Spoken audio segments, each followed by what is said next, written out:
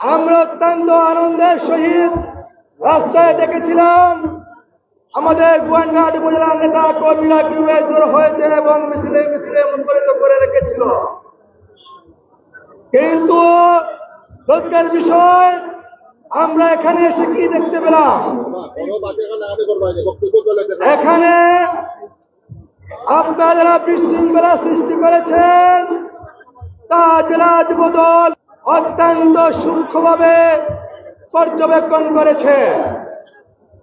তারপরও যারা বিভিন্ন ইউনিয়ন থেকে এবং বিভিন্ন জায়গা থেকে মিছিল নিয়ে আমাদের এই কর্মী সভাকে সুন্দর এবং সাফল্যমণ্ডিত করেছেন, প্রত্যেককে আমি আমার ব্যক্তিগত পক্ষ থেকে অভিনন্দন এবং শুভেচ্ছা জানাচ্ছি।